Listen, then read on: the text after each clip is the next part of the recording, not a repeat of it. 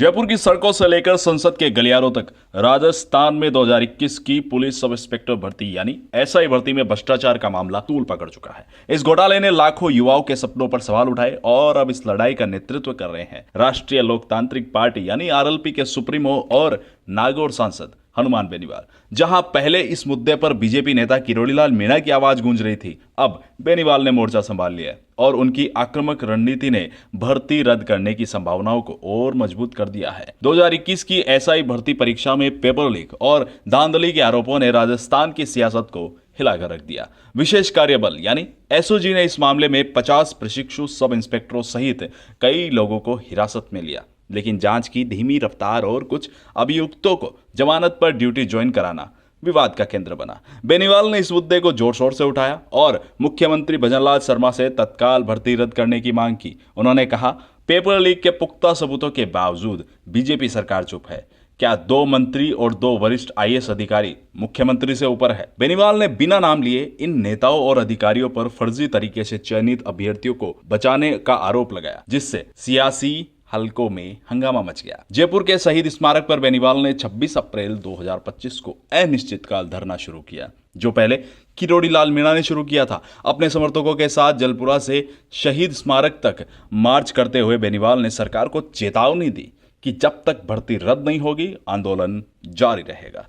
उन्होंने राजस्थान लोक सेवा आयोग यानी आरपीएससी को भंग करने, फर्जी चयनित अभ्यर्थियों को निलंबित करने और सभी अभ्यर्थियों की कॉपियां सार्वजनिक करने की मांग की। बेनीवाल ने पूर्व आरपीएससी अध्यक्ष और एक मंत्री पर डमी कैंडिडेट्स के जरिए परीक्षा पास करवाने का सनसनीखेज आरोप भी लगाया।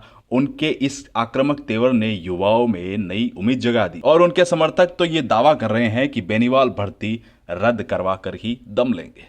ये मामला केवल पेपर लीक तक सीमित नहीं है। बेनीवाल ने कहा कि यह घोटाला राजस्थान की प्रशासनिक व्यवस्था और सरकार की संवेदनशीलता पर सवाल उठाता है। उन्होंने आरपीएससी की कार्यप्रणाली पर भी निशाना साधा और 2018 आरएएस परीक्षा में एक अभ्यर्थी पक्षा चौधरी के अंग्रेजी पेपर में गड़बड़ी का उदाहरण दिया। बेनीवाल के मुताबिक चौधरी ने एक सवाल खाली छोड़ा, फिर भी उन्हें 7 अंक मिले, जो आरपीएससी अधिकारियों, कोचिंग माफिया और प्रभावशाली लोगों को मिली भगत का सबूत है।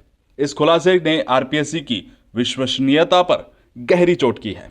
केंद्र सरकार ने भी इस मामले को गंभीरता से लिया है और गृह मंत्रालय ने मुख्य सचिव से जवाब मांगा है। एसओजी ने पेपर लीक की पुष्टि की और कैबिनेट उप समिति ने भर्ती रद्द करने की सिफारिश की है, लेकिन सरकार की चुप्पी ने बेनीवाल को और आक्रामक बना दिया है। उन्होंने लोकसभा में भी यह मुद्दा उठाया था और कहा कि बीजेपी ने 2023 के चुनाव से पहले भ्रष्टाचार के खिलाफ कार्रवाई का वादा किया था, लेकिन अब अपनी ही बात भूल चुकी है। बेनीवाल की इस लड़ाई ने उन्हें युवाओं का नायक बना दिया, लेकिन किरोड़ीलाल मीणा ने जो शुरुआत की प्रयास किए थे वो नजरअंदाज नहीं किए जा सकते। मीणा ने इस मामले में सीबीआई जांच की मांग उठाई थी और उनके धरने ने भर्ती रद्द का माहौल बनाया। हालांकि अब बेनीवाल की रणनीति और जन समर्थन ने उन्हें इस आंदोलन का चेहरा बना दिया है। उनके नेतृत्व में आरएलपी ने सचिवालय घेराव की धमकी दी और युवाओं का साथ मिलने से यह आंदोलन और तेज होने की संभावना है। राजस्थान के युवा आज बेनीवाल के साथ कंधे से कंधा मिलाकर खड़े हैं।